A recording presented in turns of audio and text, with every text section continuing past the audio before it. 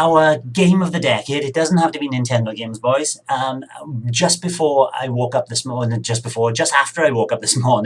I was looking at your Discord chat, and Nick said, no, it can be any game. But I have, as a caveat, selected one Zelda and one Mario, otherwise it would be a bit too heavy on the Mario and Zelda. But looking back through my list, maybe the other ones wouldn't have made it.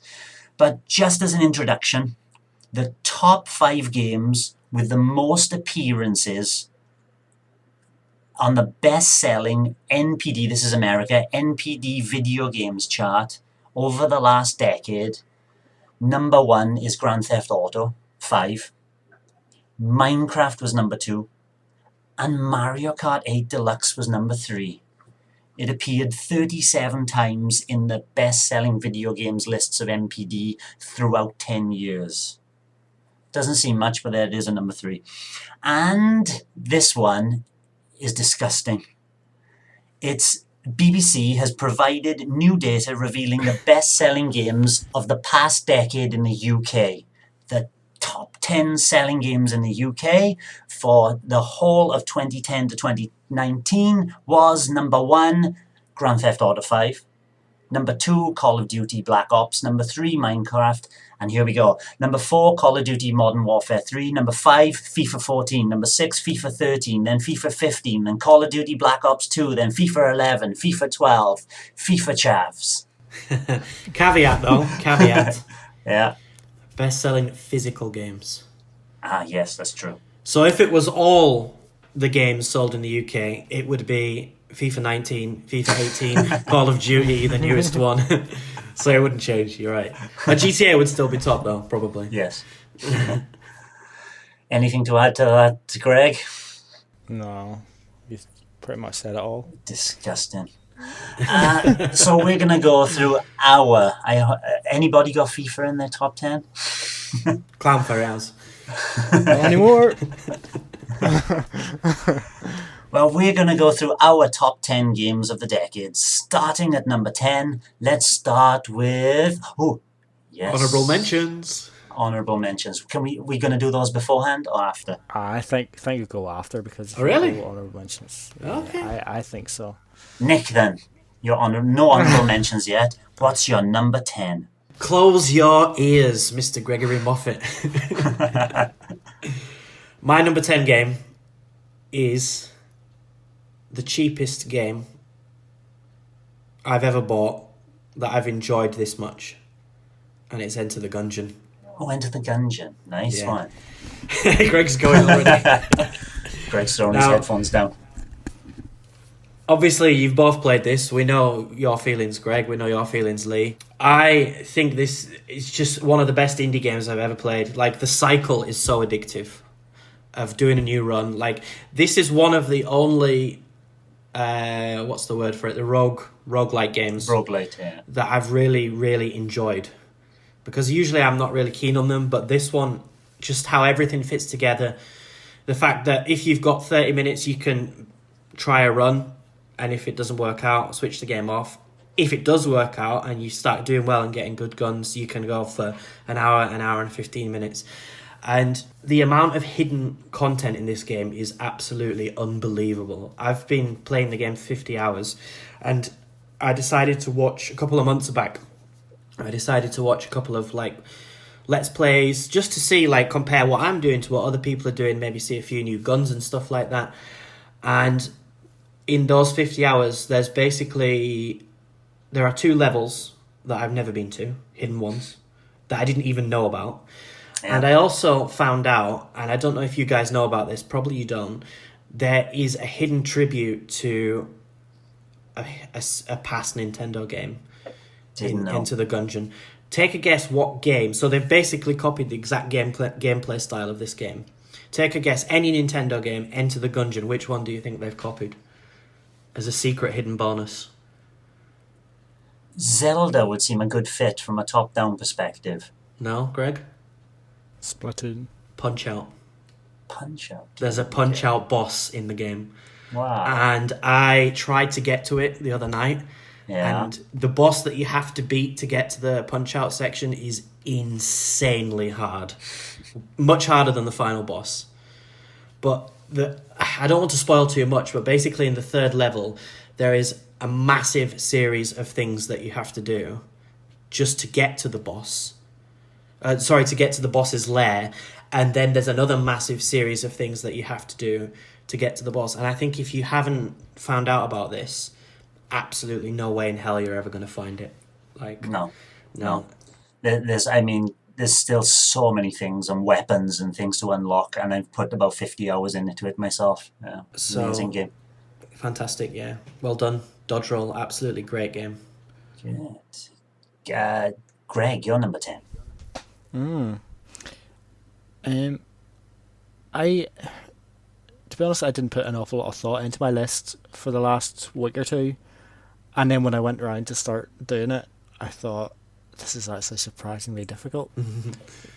Perhaps not in terms of like there's too many amazing games to choose. It's like I actually find it difficult to pick out like the absolute standout, like top quality, like that definitely has to be in, that definitely has to be in. My number 10 is Cuphead.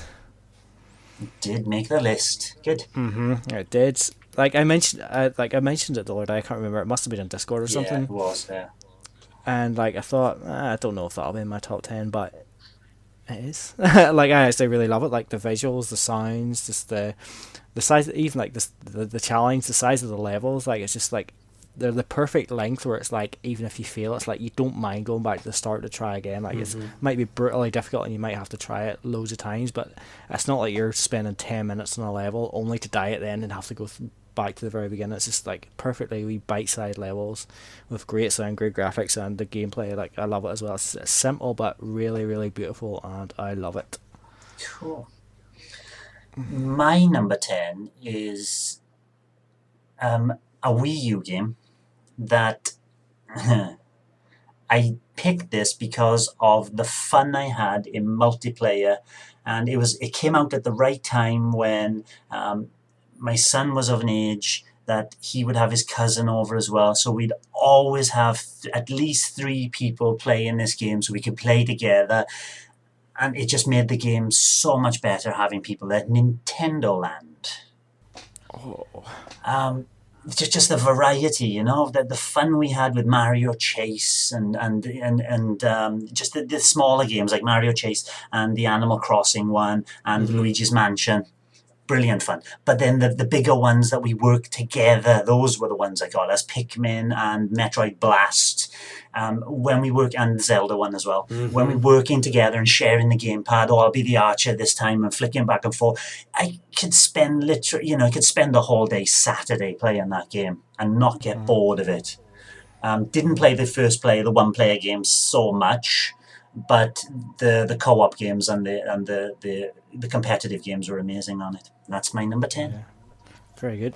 I was actually close to putting Nintendo Land in my top 10 as well, and it's actually almost for the opposite of you. Yeah. Like the main games like the Zelda, Pikmin, and Metroid, I actually wasn't entirely sold on those. I didn't think they were that good. The main part of the game for me was like, obviously I had a wee bit of multiplayer and Mario Chase and Luigi's Ghost Adventure or whatever it's called. I thought they were fantastic, but like I loved Donkey Kong's Crash Course. That was maybe my favourite game on it. So I really enjoyed Captain Falcon's Twister Race. Obviously it's not the FC for everybody else, but I really loved playing it. Balloon Trip was great. Yes. Yoshi's Fruit Cart was great fun. Yeah. Octopus Dance maybe not so much. No. Which one? Octopus Dance. Oh, I like that one. I like that. It was so hard. That was so hard. That one. I liked it. And like Takamaru, or I don't know how you pronounce it. 90 Castle was okay as well. But yeah, like those other 4 single player games, I thought they were brilliant. That's a good call. I didn't even think about Nintendo Land, but I think it's vastly underrated. Yes. Definitely one of the best Wii U games. If Switches had many Switches in my house, Nintendo Land would be a perfect fit for Switch as well. Playing it on 2 Switches next to each other, that'd be great fun. Nick, you're number 9. Number 9. So I'm going to continue the indie theme. We have a lot of indie games. The decade of the indies it's been. So, as everybody may know, I don't live in the UK, and I actually left. In 2012, in early 2012, I left the UK and I didn't take any games consoles with me. I finished Skyward Sword and then forgot about gaming, basically. And when I moved in with one of my friends in Latvia, because I've lived in Latvia before, just for under a year, he introduced me to Minecraft. That is surprising. What's surprising is you told me to walk out before your number 10 pick, but you didn't tell me to leave this time. Now, this is Minecraft. We started playing, I think it was like version 0.65 or something like that when we started. And we spent sometimes 12 hours sat in different rooms on the same server. And it was just so incredible. Like, we built so many things. We beat the final boss, or whatever was the final boss back then. I don't know what it is now. Oh yeah, it's the Ender Dragon, isn't it? Yeah. Yeah, and it was great. Like, this is the game that got me back into gaming. This is what made me think, I should get another console again. And then I ended up buying a Wii U. I had a really sort of mid-range laptop. It wasn't a powerhouse or anything, but we just used to sit and play Minecraft on our days off for hours and hours and hours, and it was so much fun. And everybody knows Minecraft. I completely understand the love. Yeah, I played so many hours on the Switch with my son. Split screen on the TV. Mm-hmm. Yeah, it has been good fun. So I think it's criminal to leave it out. But for me personally, that is so important in bringing me back to gaming, and just it was so fresh at the time and felt like nothing I'd ever played before. And it's had so much influence as well. So it has to be in my top 10. Cool. Steve for Smash. Yeah. Craig, how about your number 9? I'm looking at my number 9 now, and I'm sort of thinking maybe Cuphead should be above it, but we'll not worry too much about that. The DS was still alive and well at the start of the decade. And there was a game I played quite late. It came out, I think it was in 2010. And it was, at the time, I haven't actually really touched it since, but when I played it at the time, I came away from it thinking this was amazing. I loved it, and it's one of my favourite DS games, and that is Ghost Trick. And I never played it. I haven't. I've heard too many good things about it. Yeah, it's just a really fun game, and just had a lot of time, like, working out all the puzzle. Like, I'm not really a big puzzle guy, but just trying to work out each scenario and like rewinding the time again to just get things right. And like, all the characters in the game were great. The music was fantastic. It just had a really lot of fun with Ghost Trick. Cool. My number 9 is a 3DS game, a sequel of sorts that is online multiplayer as well. Monster Hunter 4 Ultimate. I tried my hand at the single player and nearly got through right to the end, and then took up. I always got this feeling that all the boys from in Europe, they're all so into their Monster Hunter and they're so good at it, and I'm like, I don't want to let the side down, so I backed off for a while until I learned the mechanics well enough and got enough armor and all that from harvesting monsters, and then give the online try. And then after putting like 50 hours into the single player, putting another 50 hours or maybe 60 hours into the online stuff as well, less so with the N-Europe boys because of time zone differences. But just popping on and finding random hunters and going and helping them as well, thinking I'm overpowered by her, but let's go and kill one of these, help a guy get the armor he needs. Wonderful time. The loot, the loot reward system. How many hours did you end up putting into that, do you think? Off the top of my head, it's easily 120. That's good. Yeah. That's nice. Yeah, probably more. Nick, on to your number 8. So, about hours. All of these games I've played for a very long time. This is actually my least played game that's in the top 10. All of them are well over 100 hours. No, it's not. I'm lying, but okay. So, Super Mario Odyssey. The best Mario game since Sunshine. Greg's zoned out. I just in disbelief. Okay, so yeah, I loved Galaxy. I loved it. And I liked Galaxy 2. I didn't actually play it that much. And 3D World I also loved, but I was always wanting another proper 3D Mario, like in the style of Sunshine and Mario 64, and Odyssey delivered. Like, I think it's a little bit too easy in places, and I think that criticism is valid, but it looks good, and the music is so fantastic in this game. Yeah. It just, everything came together, and that final boss battle is, I think Nintendo will never peak that. It was just so much fun. And I was just smiling from start to finish on that. And on the Donk City bit as well, when you're doing the DK section, just like, that's something that took 25, 30 years to build up. And like, no other company can make me feel like that in the same way that those moments in Odyssey did. So it was great. I really enjoy Odyssey, really like it.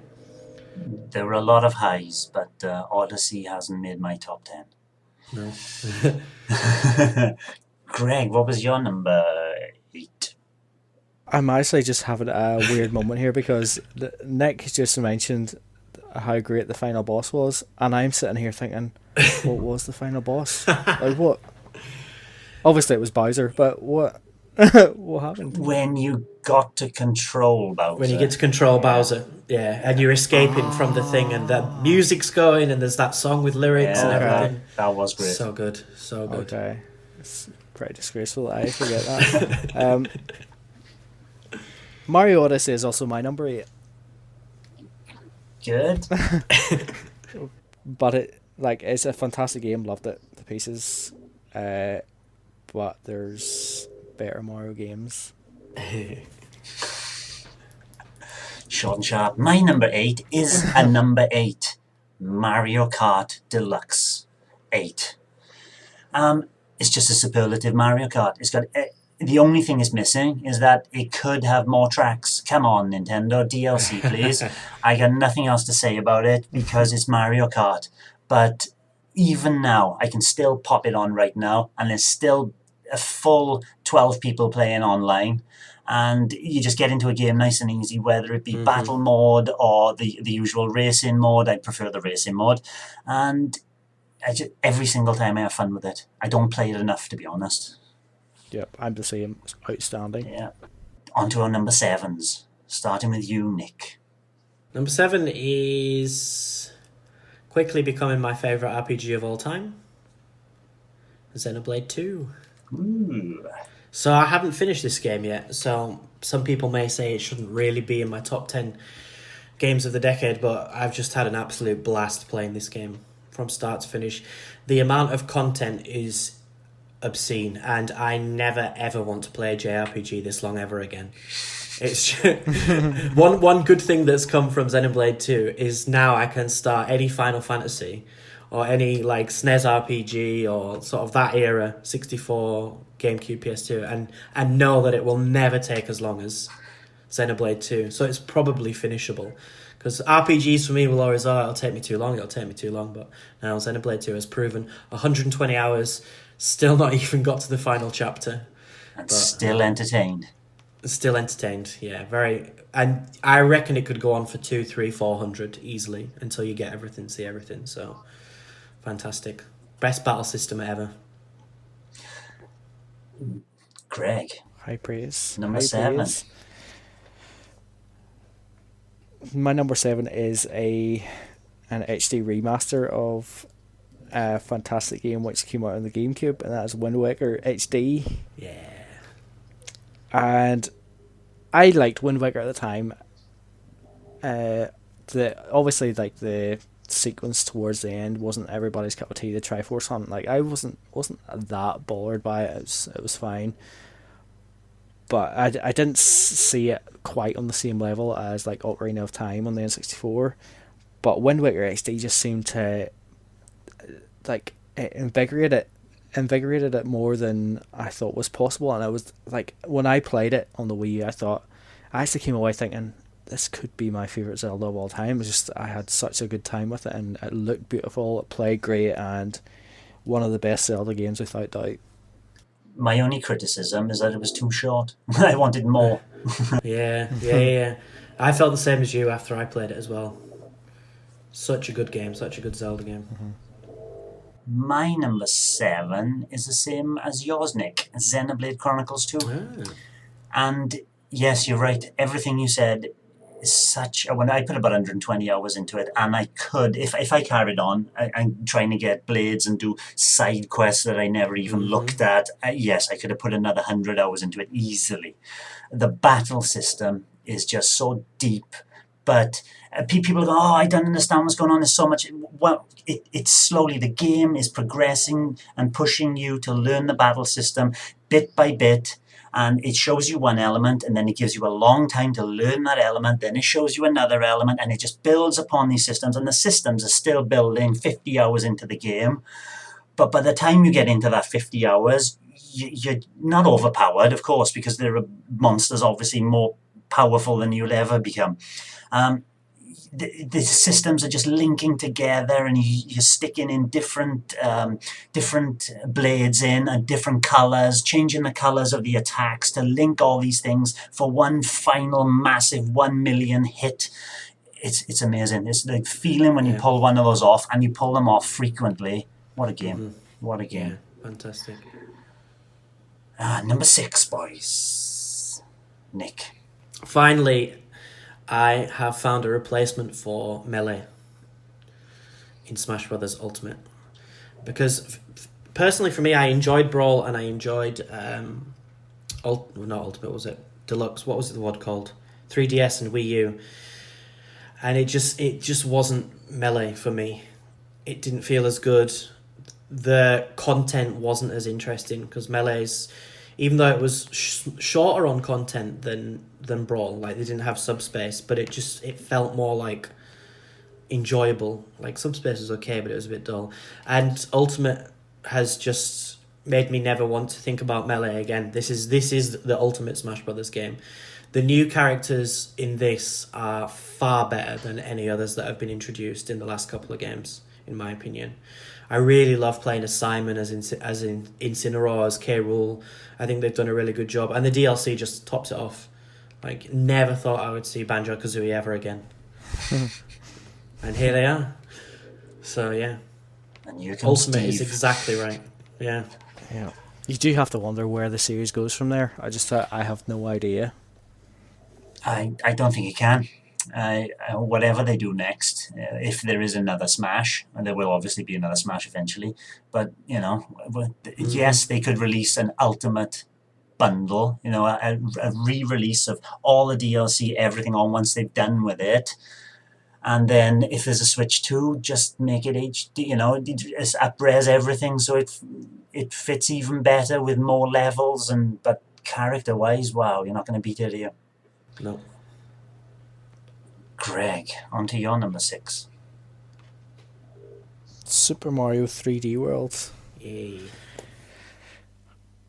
There are aspects of Odyssey that I definitely like better than 3D World. Like the controls of Odyssey are so much better than 3D World. Like 3D World actually feels a bit like, if you try to go back to it, it does feel a bit more restrictive, and like I suppose that's with like the 8-way movement and stuff. It is definitely.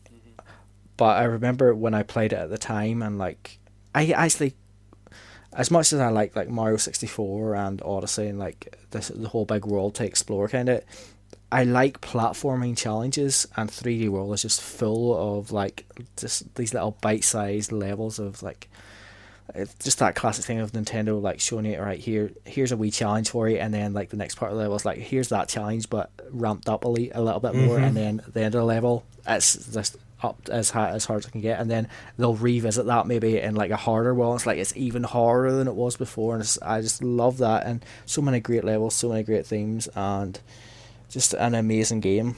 Loved it to pieces. Did you get to play much multiplayer in that? No, and maybe that's why it's so high on my list. I did have fun with my son on that. Mine's a weird one, but it's similar to Nintendo Land in how it hit me. And it's because I moved to Taiwan in 2006. My son was born in 2006, so my wife came over first, I came after, and I had sold everything, every single NES, my SNES, I just sold everything I had to come over to Taiwan because I knew this was going to be a long move, everything gone. And then I turned that into Game Station credit and bought a DS with it and brought that over, and I just plodded on with DS. DS was Nintendogs and whatever, and Mario 64 DS wasn't wonderful to control. So my love of gaming at that time was at a bit of a low. I didn't have anything else. And then the Wii came out. I was teaching in Sesame Street at the time, in a little bus stop away from me, and teaching English to elementary school kids. And one of the prizes for the parents, if you could get 10 other parents to join Sesame Street, they'd give you, as an incentive to get other families to come here and bring your children to learn English, was a Wii. And they give a Wii away for a raffle and all that over Chinese New Year one year. And they set it up as a demonstration. They set it up in one of the corridors, so there was a long space, and they put Wii Bowling on. Wii Sports, that's my game, number 6. So all the kids were taking it in turns, practicing bowling, and that sold me the idea of, one, the Wiimote, the Wii, and it was that game then that got me back into gaming. It was that weekend after trying Wii Sports and realizing, oh my God, this works so well, that I went out and bought myself a Wii with Wii Sports and Zelda, Twilight Princess. Hold on. But yeah, I was going to say, hold on a second, Lee. There is a caveat, but What's the caveat? Wii Sports came out in 2006. Yes, 2006 was the year I came, and I got it late. So Wii Sports I got at the end of 2006. Did you get Wii Sports Club on the Wii U? Yes, I did. So Didn't we play can it say as much. It's all right. We'll say it's that one then. We say it's that one. Damn shame that. Let's have game of the what's 20 years? Not a decade. It would be a 20'd. yeah, honestly, I would say Wii Sports would probably be pushing my top 10 of all time. So Wii Sports For me Club. too as well. Thank you, boys. No, it's a good story though, and it's very similar to me with Minecraft as well. From I just Latvia move. gone, yeah, not playing games anymore, and it just brought me right back. All right, my number 5. I think this might be the biggest surprise for you guys, but my number 5 is Stardew Valley. Yes, that is a surprise. I didn't even know you played it.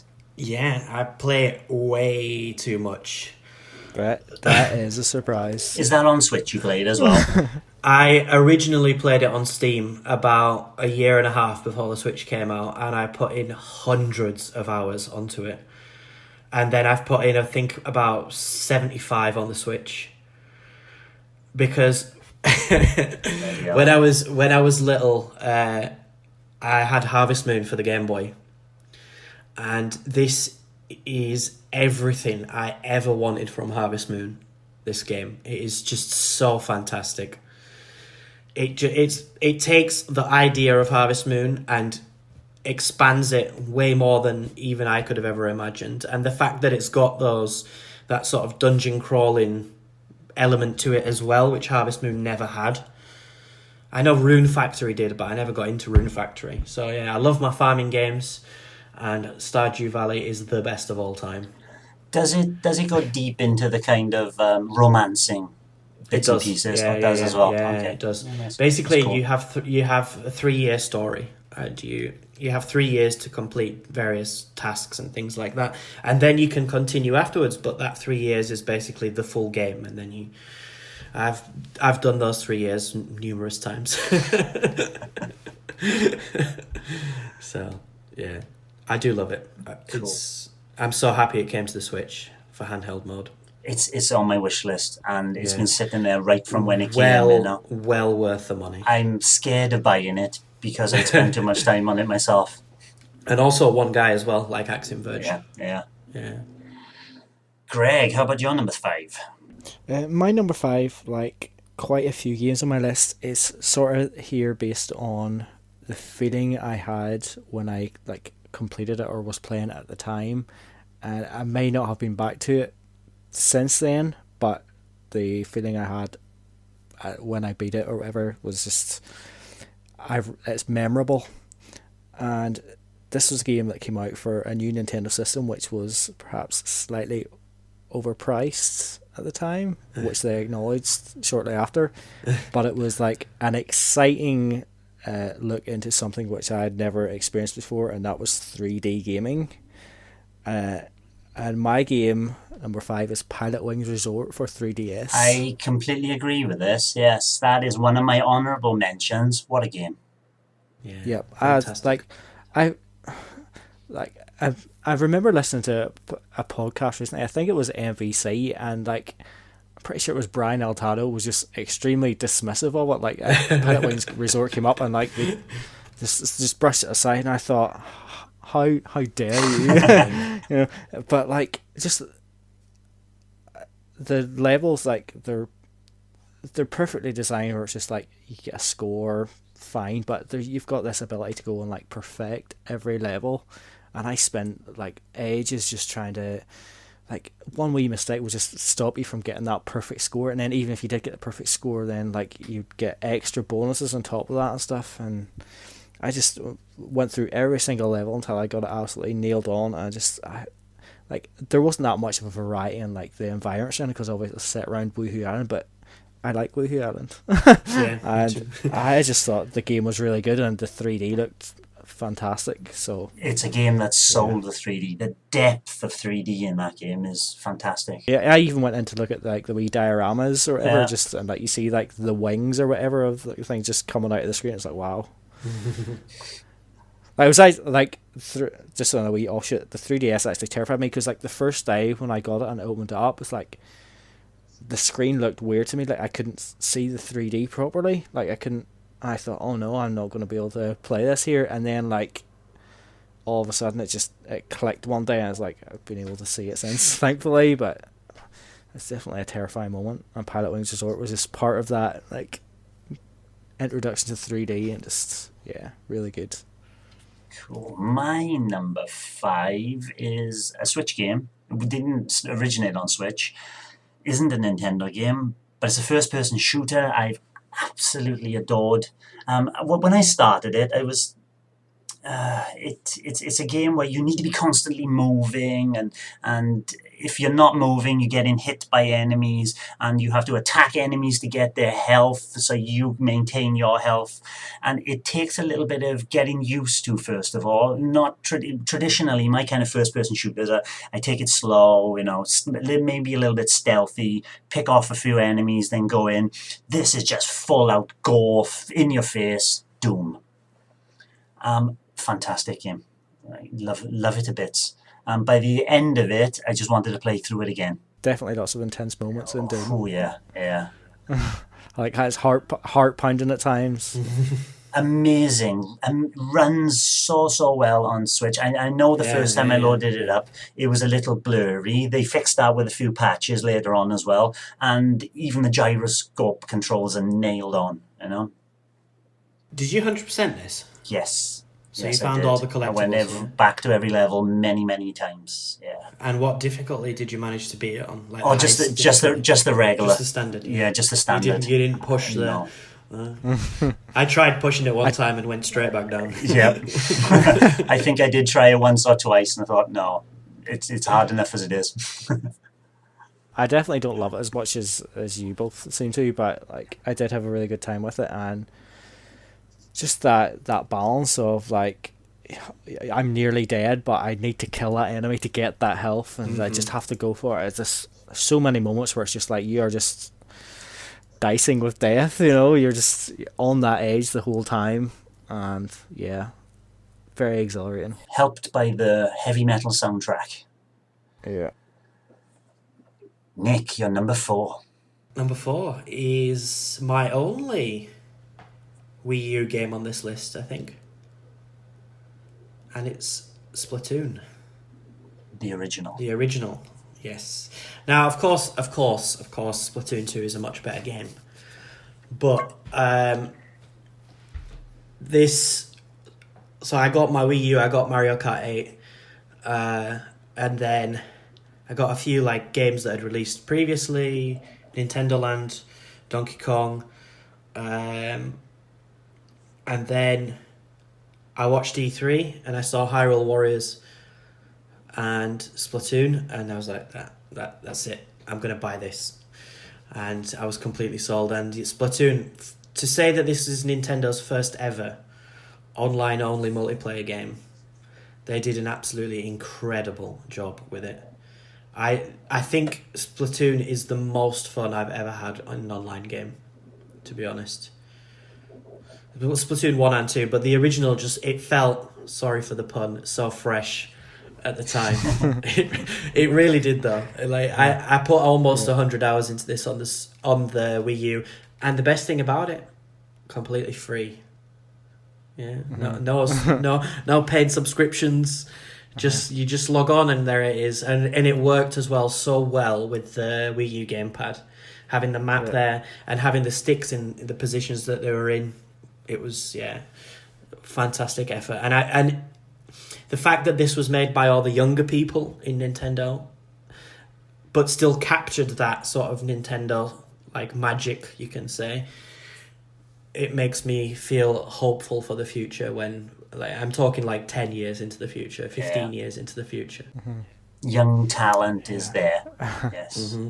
Yeah, It's exciting. Splatoon was actually a weird one for me because, like, when I first seen it, whenever they showed it at E3 or whatever conference they showed it at, the first time I seen it, like, I didn't really think much of it. I sort of dismissed it, like, offhand. It didn't really, like, it didn't capture me. And then, like, the more I seen of it leading up to launch, it's like, yeah, I really want to get this. And, like, the house where I lived at the time, the online was, like, slow. It was only, like, 2 megabits per second or whatever. It was, like, absolutely terrible. So, but I was able to play online for, like, a window. And then they updated the game, like, a few months later. And ever since then, like, I wasn't able to get online. Oh, really? And I killed it online. Yeah, so I never really got to play. Like, even when I was online, it was a bit slow at times and stuff. So it was like, I never really got to experience Splatoon properly online. But the single player itself, like, I actually really enjoyed that. Some of the boss fights were amazing. Like, the final boss was amazing. Like, yes, it was. Yeah. One of the best boss fights I've probably ever played, actually. And then I've never been able to get that, like, with Splatoon 2. That I have the internet that can play Splatoon 2 now and stuff, and I've never really got into it now, and I just feel like it's a shame because I was ready to play it at that time, and it just... How do you feel about the idea that Splatoon single player is the sequel to Galaxy? Is that obscene, that comment, or is that kind of... No, it feels a lot like it, you know. And my history with Splatoon, I didn't pick up Splatoon because I had awful internet and I was gutted. I couldn't play it, you know. I didn't want to pick it up just for the single player. And I was sitting there with a Wii U going, I can't play Mario Kart online because my internet doesn't... It just cancel out the error every time I joined online. Wow. So I knew Splatoon wasn't going to handle. Splatoon 1. My internet couldn't handle it, and I was absolutely devastated. Fortunately fixed now. Yes, your thoughts on that, Greg?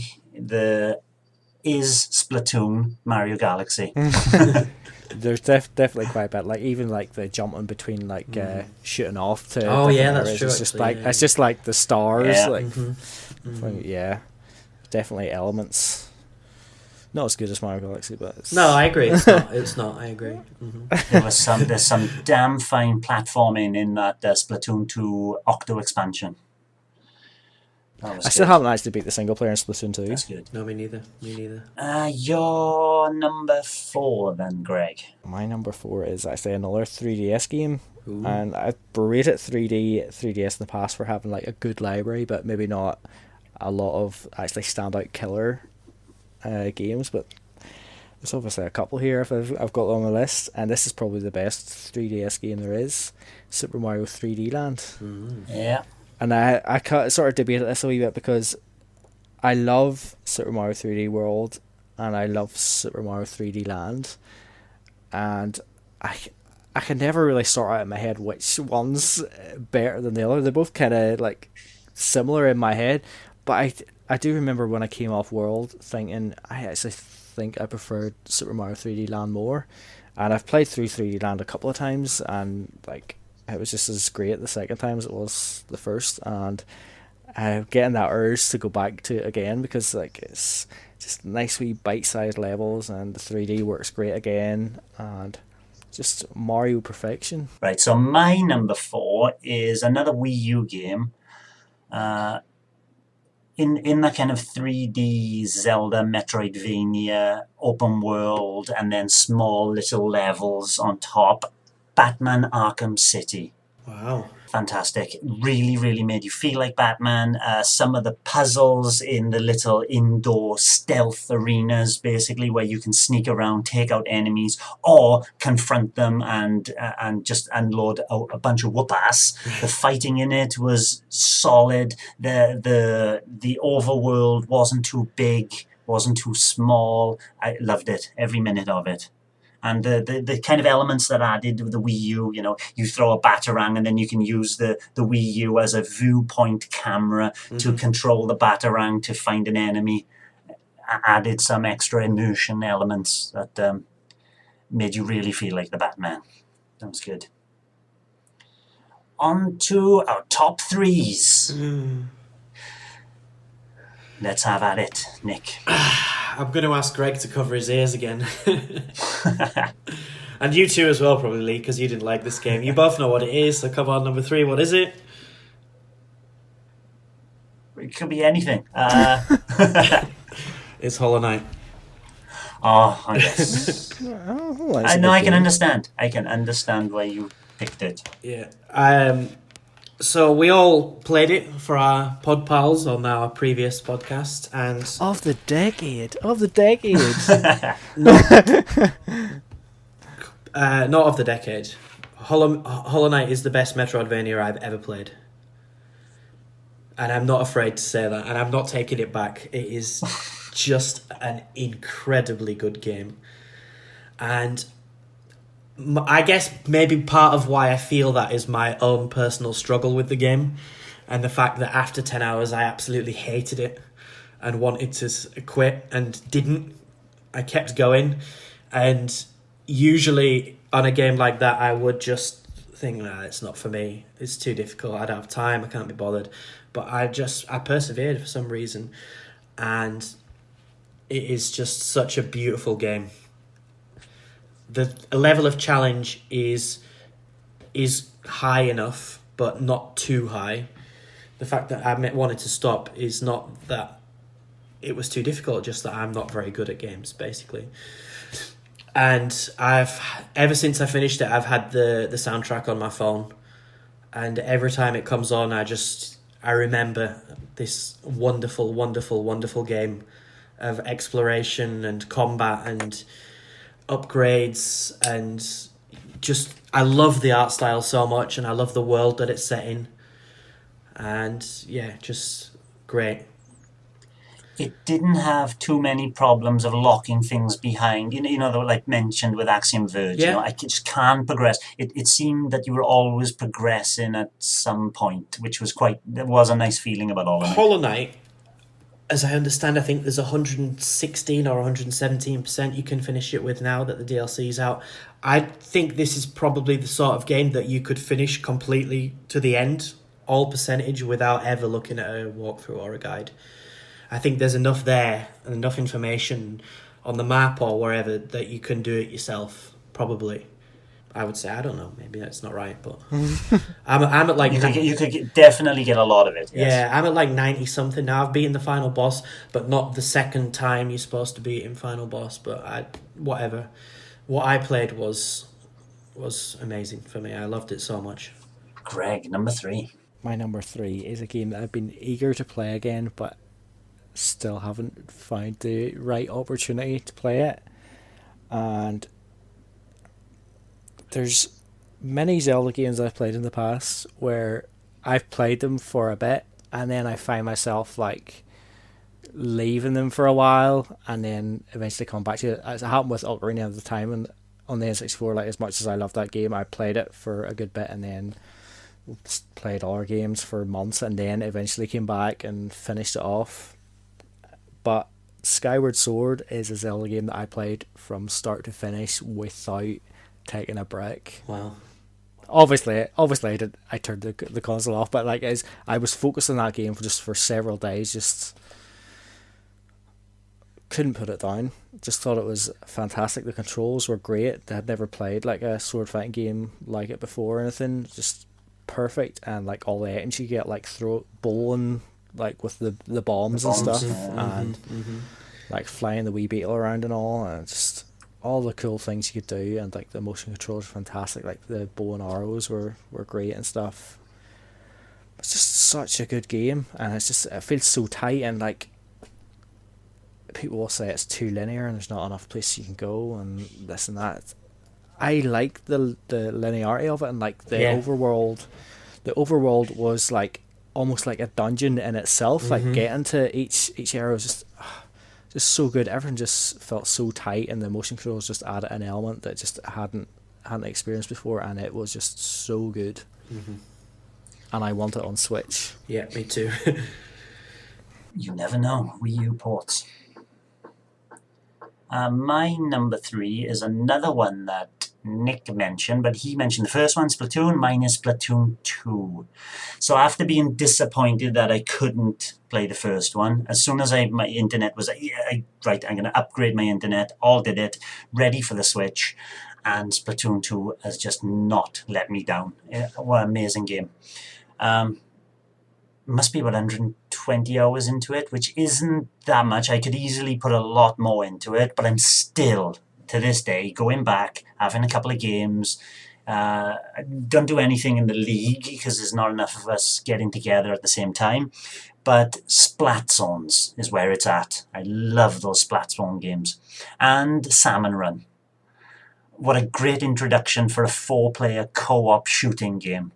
I've had a hell of a lot of fun. I am at professional, and I've been at professional for months and months and months and haven't dropped down. Very happy with my achievement in Splatoon 2. Finished the first single player missions, the one that came with the game. Still haven't finished Octo expansion, but I've gone through about 75% of it, I reckon. Very good. Very, very good. Yeah, that's my number 3. Number 2, Nick. Number 2 is the game that I have played most in my entire life. And it's Rocket League. And I just checked. I've got 705 hours on the Switch. And on Steam, I've got 270. So we're approaching 1,000 hours. Hey, look at Clown Ferret there. It's Clown Ferret levels, that's right.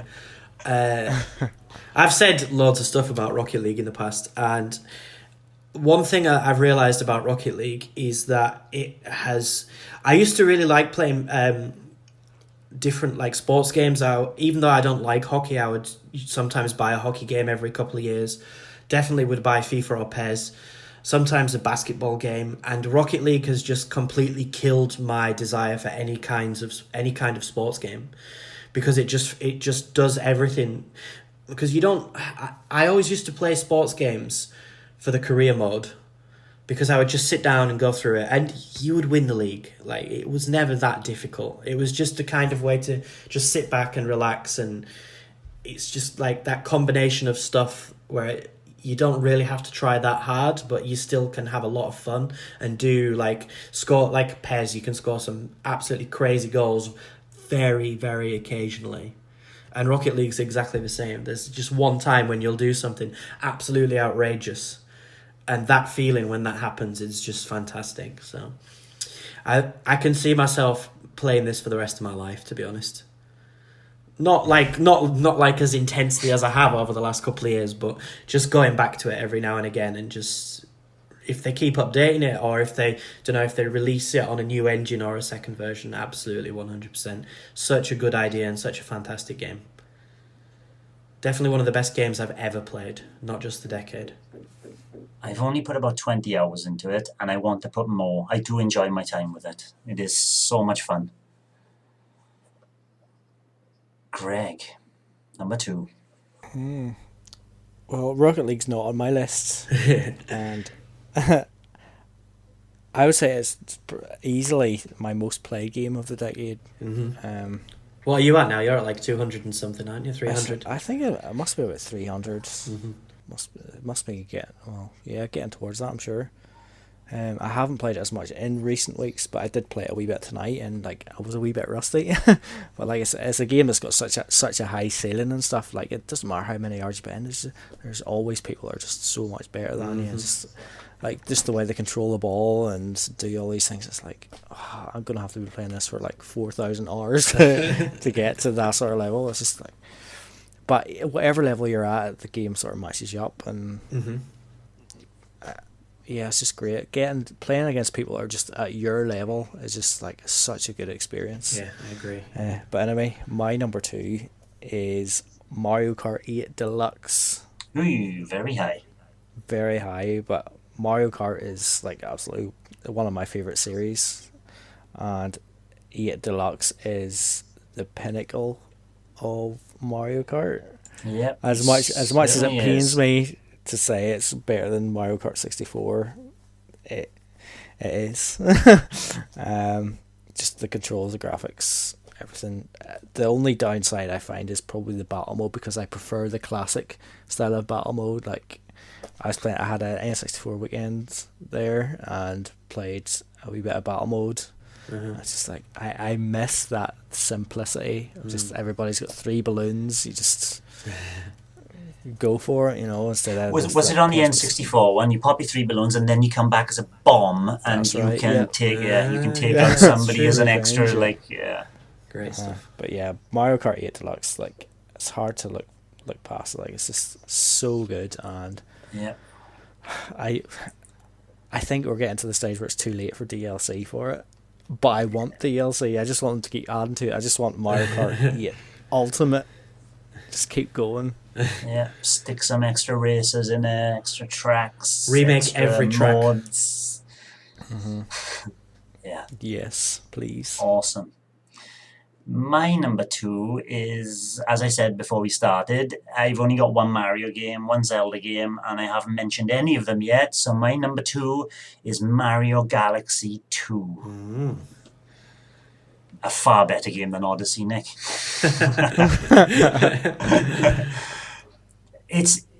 Mario. The first time I played Mario Galaxy, you got it. Yes, it is 3D, but they're in more confined spaces. So it's between that wheelhouse of Super Mario. It's a bit more like Super Mario 64, but it's not as expansive as Super Mario Odyssey, but it's not as confined as 3D World. And I think it's just at that right space for me. It's got enough of those challenging platform elements where it pushes you towards the goal all the time. So it's very linear in some of them, especially like Gusty Garden Galaxy, where you're going along these vines and all that, very linear. But the challenges of every single level, and the soundtrack, what a great soundtrack as well. Melty Monster Galaxy is one of my favorites with those booming drums. I love the first one. I played the first one many times from start to finish, but I think I was just too out of games when the second one came around. But I made that special exception for Skyward Sword at the time, but not for Galaxy 2. I don't know why. Number 1 time. It right. Yep, big one now, Nick. I think Your it's number 1 I think game it's of very the decade. obvious, but Yeah, I'll preface this by saying that the first 80 hours of this game are the best 80 hours I've ever had with any video game ever. This is just the most fun. I remember I took 4 days off work. So obviously Switch came out on the Friday, took the Saturday, Sunday, Monday off, and I put in like 40 or 50 hours over that weekend. And just the fact that I honestly think, like, I remember when I was like 3 or 4 years old, and I used to go around to my next door neighbour's house and play Legend of Zelda on his NES. I didn't play. He showed me Legend of Zelda on his NES and Mario Brothers 3. And I just thought, like, this is exactly what when you go to sleep at night after playing a video game when you're a child, this is what you imagine. This is what you see in your dreams. This is how it is. And for me, Breath of the Wild was just absolutely breathtaking. From start to finish, like just slowly filling in the map. And now I'm more than happy to look at the criticisms and the drawbacks of this game. The dungeons are horrendous. Like absolutely horrendous. Definitely the worst dungeons in a Zelda game ever. But it was just that feeling that I had when I went from start to finish and filled in the map that I think I'd like my whole life of loving Zelda games had been building up to that moment. And it was when it came and it didn't disappoint me, but actually went beyond my expectations that made me feel that it is not just the game of the decade, but my best game of all time. Breath of the Wild. And I'm happy to look like Skyward Sword. If I had to play one of them again, Breath of the Wild or Skyward Sword, I would play Skyward Sword. Because it's a better Zelda game than Breath of the Wild. But Breath of the Wild was just something special at the time. That is exactly what I wanted and more, and exactly what I needed and more. So that feeling of playing it for the first time will always be my number one game of all time, I think. Brilliant stuff. Greg, number one. You'll notice a lack of Breath of the Wild on my top 10 list so far.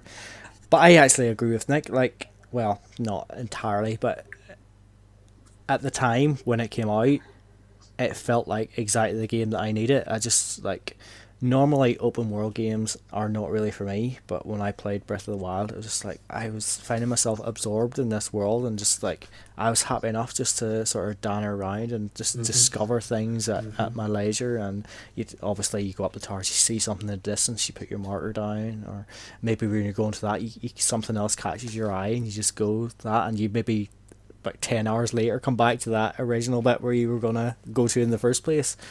And yeah, it's just really, really good. But it didn't even make my top 10. But like it was really good. But I, like you said, like it does have its low points, and it's those low points which I really hope they rectify in the sequel. Yeah. But we will see. My number one is, no surprise, I've already got 3 Mario games in my top 10, and it's time to make a 4th. Super Mario Galaxy 2. Hey. Obviously, Lee had it as number 2, and for me, it's number 1. Like, when I came off playing it, I thought this could be the greatest game of all time. It's so good. I don't really need to say much about it. I just Mario perfection. I completely agree. Odyssey took it too open world for me.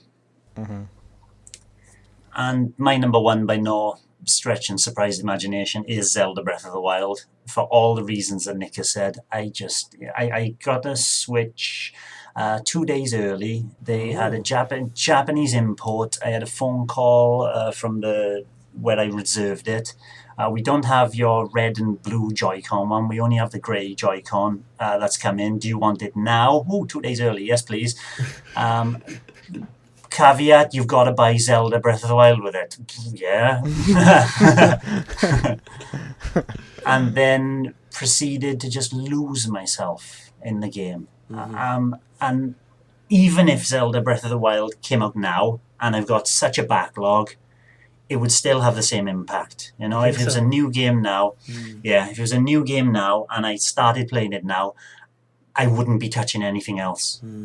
At the time, I had nothing else to touch. I think Snipper Clips I got off the eShop, and that was just a quick, fun game to play besides. But even now, I would drop it now. Here's the new Zelda game. It's coming out today. I would just drop everything else. And the initial 5 hours and walking around that great plateau and then realizing, that is just the smallest percentage of the entire map that you've got to unveil. And then just losing yourself throughout and going anywhere you want. I know. Amazing. I don't think we'll ever have that feeling again. I hope we do. I don't think Zelda 2 will hit that again, but it'll do something different. I would actually be really happy if they went in a completely different direction for Breath of the Wild 2. I don't think they can capture that again. No. So I agree. but it was very special at the time. Just like Ocarina of Time and Majora's Mask did something different. Yeah, there's got to be a feeling of something else happening, a different kind of game mechanic, more dungeons or whatever, like Greg said. Yeah, it's going to go somewhere different. Any honourable mentions? That's our top 10s. So any games that nearly made your top 10? Nick. So a couple that have already been mentioned. Skyward Sword, definitely. Probably would be number 11 for me overall, because I really enjoyed that as well. It was the last hurrah before I stopped playing games. But I don't know if I would go back to it now. I think I'd need a remake, probably. I do still have it, actually, and I do still have a Wii somewhere, but I'd prefer a remake. What else has been mentioned? 3D World, I preferred it to Land, actually, by quite a lot. I wasn't that keen on Land when I played it for the first time. Celeste is up there. Not quite good enough for the top 10, but a very good game. Another game that I was tempted to put into my top 10 but didn't was Hyrule Warriors. Really? Yeah, Wow. just because of the amount of you have put so many hours in it. I absolutely adore that game. And it's the Zelda lore that makes it, because Fire Emblem Warriors hasn't hit the same spot. Skyrim, definitely the best Elder Scrolls game. I had a lot of fun with that on PC in the middle of the decade, and then obviously got it on Switch as well. Mario Kart 8, and then a couple of surprises to finish off. So the first one is Motorsport Manager. You know I'm a big F1 fan. Yeah. So I've loved the manager games in the 90s, and this is exactly what you want from a modern manager game. Cool. So I played the Switch one, completed it. I won the F1 title very easily, but I also have it on PC with an F1 2019 mod, and it's so much better. But it's got I thought you were going to talk about the Switch one then. I thought, okay. Real names, real drivers, real cars is way better. And the last one is the only 3DS game that made it on my list, and it's Tomodachi Life. Hey. Just because me and my girlfriend at the time had a barrel of laughs playing this game. It was so unique and inventive at the time. I think we made like 60 or 70 Miis, and like started creating relationships between people and having kids and all, and we had like it was crazy. 100 and something hours between us we put into it. And we played the same game basically, and just like went back and forth, kind of like, you know how the original Animal Crossing was designed to be, where he said, play one at a time, see what your brother or sister or mother or father's done, and write letters to them and stuff. So it was really funny doing that. That was cool. Tomodachi Life, definitely best 3DS game for me.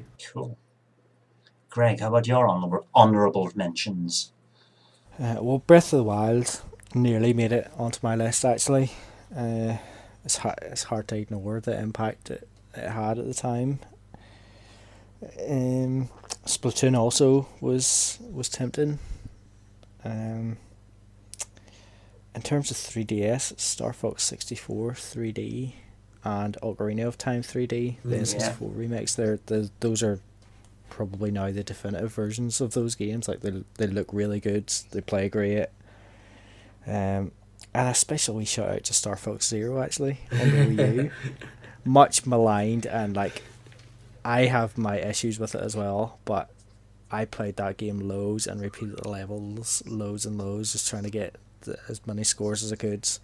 And I think you had to get, I actually have the certificate up there, you had to get over like 3,000 hits or something in total, and then you get a wee like Miyamoto signed certificate sent out. And so like I find it really hard to get. Like I had to go through some levels so many times because like my general instincts of like Star Fox in the past was I was just happy enough getting through the levels and stuff. I wasn't really bothered about the score, so like having to actually change my play styles and stuff to try and get as many hits as possible. I had a lot of time for Star Fox Zero. Really like it. Nintendo Land, as we mentioned earlier, Captain Toad was very, very, very good. I don't think it's quite top 10 material, but it's an outstanding game, and was happy to play through it again on Switch. Not Although, top 10 for having me, said that- definitely. Having said that, I bought the DLC, and I just haven't really been able to get into the DLC. And my only other one is Donkey Kong Country Returns, because I was a big fan of the Donkey Kong Country games growing up, and I don't think Returns quite captures what they were about. Donkey Kong, and in its own right, is a really good platformer and stuff, and like the momentum and stuff, like of like shaking the remote and stuff, and just the way the levels are designed that you can sort of like fly through them as fast as possible and stuff. There's really a lot to like, but I think it's just getting away from like the Kremlings and like K. Rool and stuff. The vibe of the game just didn't quite hit the notes that the original trilogy had on the Super Nintendo, but it is a really good game. Mine, something that could have toppled Nintendo Land as my number 10 would have been Animal Crossing New Leaf.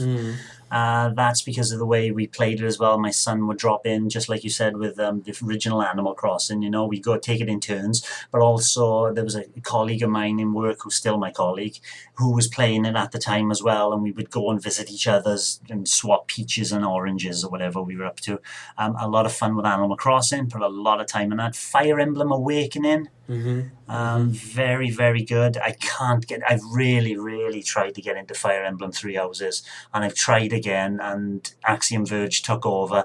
I'm struggling to get into it, Nick. I really want to. So when I'm fighting in the battles, it feels right. It's all this tutor business running around all the the other monastery stuff every single time. It's hard to get into. I will try again. Wargroove. Yeah. Probably for that reason, would nearly have made my top 10. Mario Golf World Tour from the 3DS. That was awesome fun. And Greg posted a picture on Discord the other day of him hammering me in one of the difficult levels. When was that recently? Sorry. No, that was actually, like, I just happened to be looking through pictures on my phone, and I think it was from February last year. Yeah, it was a good year ago. Yeah. Yeah, well, I just noticed it, and I seen Lundergon with his head down. And I Head down, crying. There we go.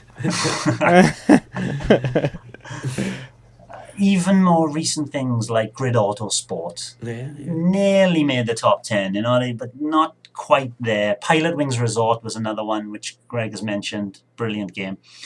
And Super Smash Bros. Ultimate nearly made it. But two indies I've loved, which also nearly made it. Shovel Knight, the Treasure Trove, obviously, everything in Shovel Knight, and Spectre Knight. I still haven't started King Knight yet, but the Spectre Knight campaign is fantastic. And SteamWorld Dig 2. Ooh. That was good. Haven't played the second one yet. Much, much better than the first one.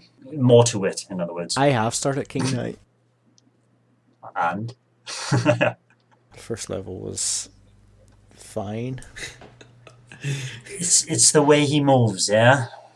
He's got this charge attack or something. I haven't started it myself. It's a charge attack, yeah. I'll be interested to see how that sort of develops through the course of the game and what sort of challenges it has, but I don't think I'm gonna like love it or anything. It's just gonna be fine. Try Spectre Knight. Much better prospect. Thanks for watching, and don't forget to hit the subscribe button and give us a like if you've enjoyed our content. You can also check out our other great content on Twitter, Facebook, Instagram, and the N-E Café podcast from all good podcast providers. Just follow the links in the description below.